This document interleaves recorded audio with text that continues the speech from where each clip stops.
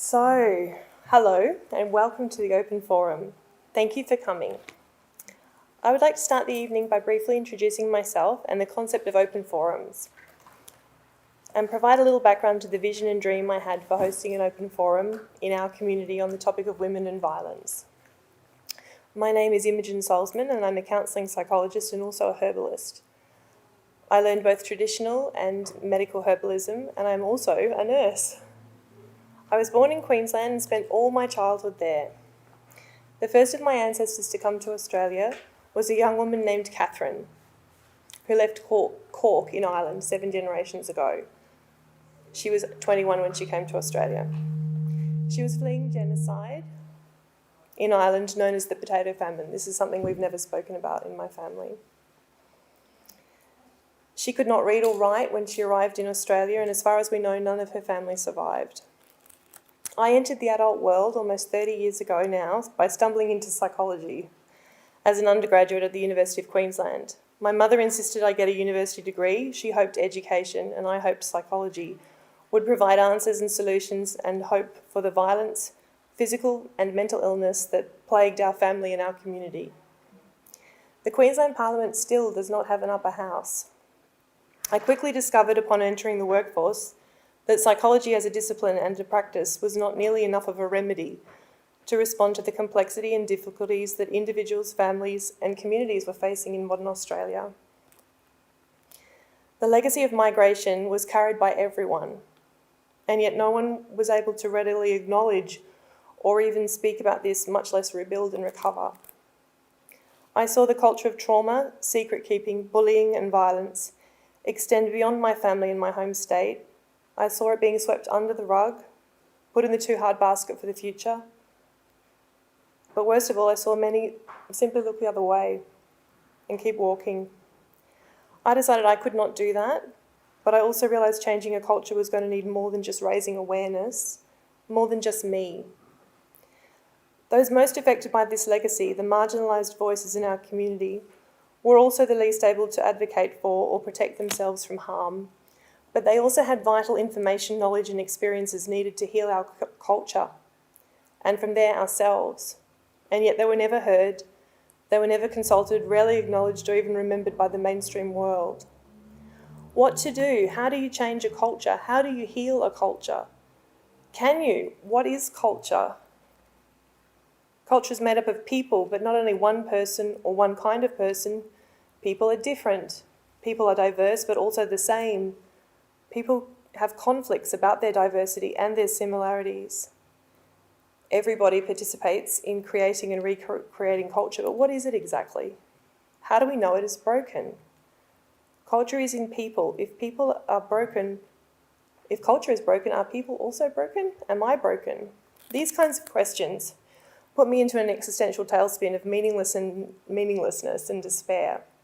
At this point, I rely on mindfulness to return my attention to the present moment, and from there, I most likely reach for science to find an answer. Psychology tries to just make discoveries or know things by following a scientific method. And the most well-known psychological scientist, Freud, was actually a psychiatrist, but before this, he developed his ideas about the mind from studying neurology. He studied the brain. Freud has a bad rap in the everyday world for a specific reason. Freud's work was translated into abstract English, and key concepts were presented in Latin. This had the effect of excluding or marginalising his work from the everyday person. I'm going to present to you Freud in less than 3 minutes because his ideas can help us chart a course to change, transform and heal culture. Freud talks about 3 concepts that make up a person's psychology or psyche as we know it in English. The id, or it. The ego, or I. The superego, or the above I. The id is basically your nervous system, or the part of your mind that quietly processes all sorts of things without your conscious awareness.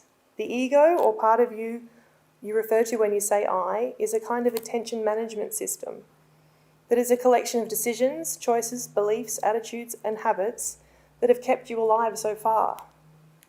The superego, or above I, is a representation of culture, a mysterious, unconscious sense of the world around us that restricts our expression of instinct or desire. Freud's basic idea was that our sense of I emerges as a result of the psyche trying to achieve a balance between the expression of instinct and the restrictions placed on this by culture. He suggests that psychological problems occurred when the I was either too weak or too strong, and the antidote or remedy to this was to create additional feedback loops to strengthen or loosen the I. We know this feedback mechanism by many names. Freud called it talking therapy. It's been called dialogue. It is the remedy that heals in the counselling process. Nature is full of examples of feedback loops. They are how systems in the natural world organise themselves, or should I say self-organise. Systems in nature maintain coherence and structure through a phenomenon called self-organising. And self-organising can be observed in very big systems like galaxies and very small systems like a growing embryo. However, if a feedback loop is disturbed, damaged or destroyed, the system cannot effectively maintain coherence and chaos begins to take over. This happened in Australia with the introduction of cane toads and rabbits.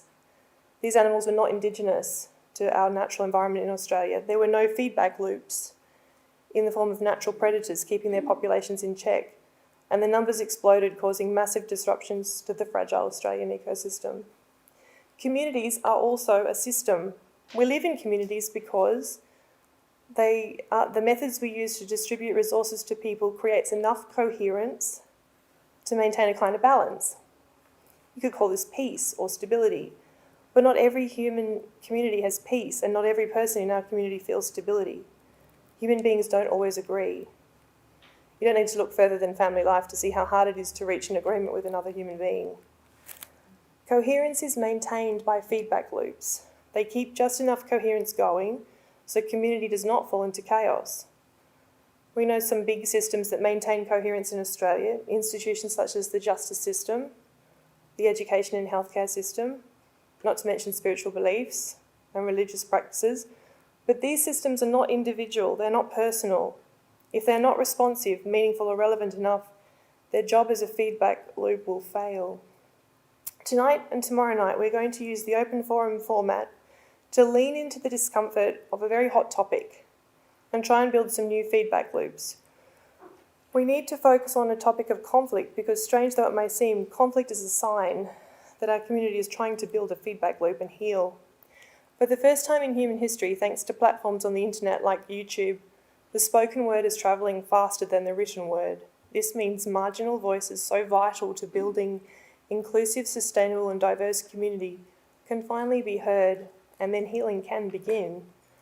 I promise to introduce cutting-edge psychological techniques to help us do this, and I will tomorrow night. But for now, what I can say is I believe Australia is the only place in the world at this time where we can do this. I believe we need to do this here, on this land, first, and everyone is needed to do it. Thank you for coming.